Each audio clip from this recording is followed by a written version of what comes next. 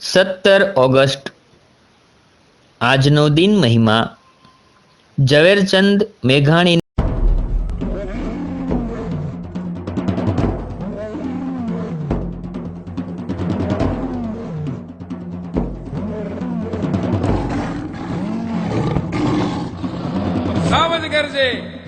સાવજ ગરજે મનના મનનો રાજા ગરજે ગિરકાટાનો કહેરી ગરજે ગિરમત કુલનો મરી ગરજે ખડપાતળીઓ તો ગરજે પોપાડી માતેલો ગરજે જાણે કો જોગંદર ગરજે નાનો એવો સમંદર ગરજે ક્યાં ગરજે ક્યાં ગરજે બાવળના દાળામાં ગરજે ડુંગરના ગાળામાં ગરજે ગણબીના ખેતરમાં ગરજે ગામતળા પાદરમાં ગરજે નદીઓની બેખડમાં ગરજે ગિરિયોની ગોહરમાં ગરજે ગુંગમણો ગાથમણો ગરજે ઓરોને ઘેરો ગરજે થરથર કાપે ભાડામાં વાછલડા કાપે કુબામાં બાળકડા કાપે મધરાતે પંખીડા કાપે ઝાડતળા પાંદડા કાપે પહાડોના પથ્થર પણ કાપે સરિતા હોના જળ પણ કાપે થરથર કાપે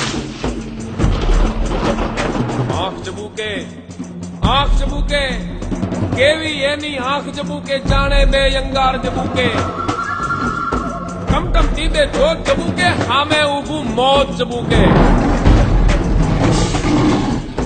જડબા ફાડે ડુંગર જાણે દાતા ભાડે યોગી જાણે ભાવ ગાડે જમરા જાનું દ્વારું ગાડે પૃથ્વીનું પાતાળું ગાળે બહાદુર ઉઠે વડકતદાર બિરાદર ઉઠે ફળસી લે તો ચારણ ઉઠે ખડક ખેત તો આહિર ઉઠે મરછી ભાલે કાઠી ઉઠે હરગર માંથી માટી ઉઠે ગાય ચણા રખવાળો ઉઠે દૂધ મલા ગોવાળો ઉઠે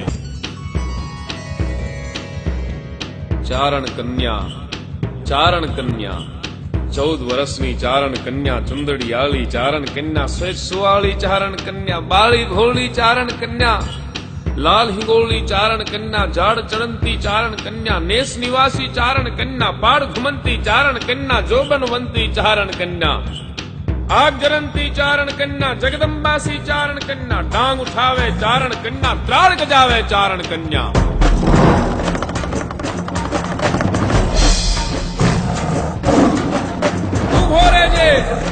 ઉભો રેજે ઝાડ પડી કે ઉભો રેજે ગિરના પુતના ઉભો રેજે કાયર દૂતા ઉભો રેજે પેટ ભરાતું ઉભો રેજે ભૂખ ભરાતું ઉભો રેજે ચો લૂંટારા ઉભો રેજે કાગો સારા ઉભો રેજે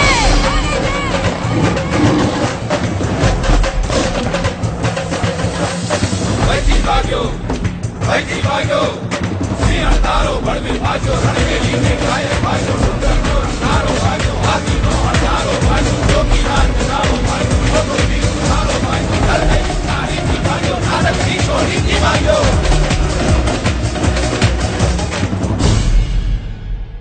અરે એક નાનકડી છોડીથી ભાગ્યો.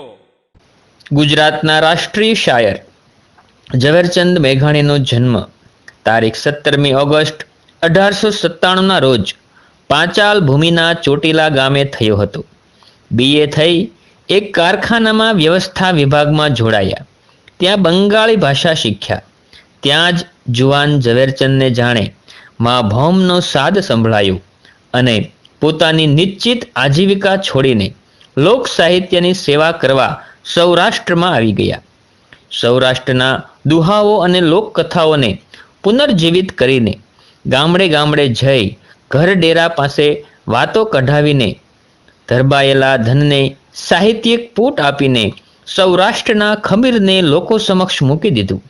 સૌરાષ્ટ્રની રસધાર, સોરઠી બહારવટિયા, તુલસી ક્યારો, વેવિશાળ, કંકાવટી, રવિન્દ્ર વીણા, યુગવંદના વગેરે તેમના ઉલ્લેખનીય પ્રકાશનો છે. ઉપરાંત સિંધુડા, કોઈનો લાડકવાયો, છેલ્લો કટરો જેવા અદ્ભુત કાવ્યો ગુર્જરીને ખોળે ધર્યા. ચારણો તથા જોગી જતીઓની વચ્ચે ઘૂમીને લોક સાહિત્ય એકઠું કરવાથી માંડીને સાહિત્ય પરિષદ સંમેલનમાં પ્રમુખ પદે તે બિરાજ્યા હતા.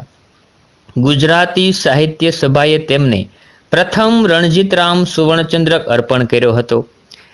વેદનાને કરુણભર્યા પ્રલંબ સુરે ગાયને તેમણે શ્રોતાજનોને રડાવ્યા હતા. હા, એમનો અવાજ સ્ત્રૈણ હતો, પરંતુ એમનું હૃદય સંવેદનશીલ હતું. એ અજબ બજવૈયાનું નામ ઈસવીસન 1947માં એકાએક વિલાઈ ગયું. સુરેશ દલાલ કહે છે કે ખુમારીથી ઝઝુમતી હોય જોવી ગુર્જર વાણી, કસુબી રંગનો એક જ કવિ છે માત્ર મેઘાણી. બેનને કેવો ભાઈ જોઈએ છે, બેનને બહાદુર ભાઈ જોઈએ છે. બેન બે ભાઈઓનું વર્ણન કરે છે. મારા બાપુને બેની બે બે કુંવારિયા, મારા બાપુને બેની બે બે કુંવારિયા, બે વચ્ચે પાડ્યા છે બાગ, હારે બેની બે વચ્ચે પાડ્યા છે બાગ. બાપુજી કેરી પીતે ઝૂલે રે, પીતે ઝૂલે છે તલવાર, બાપુજી કેરી પીતે ઝૂલે રે.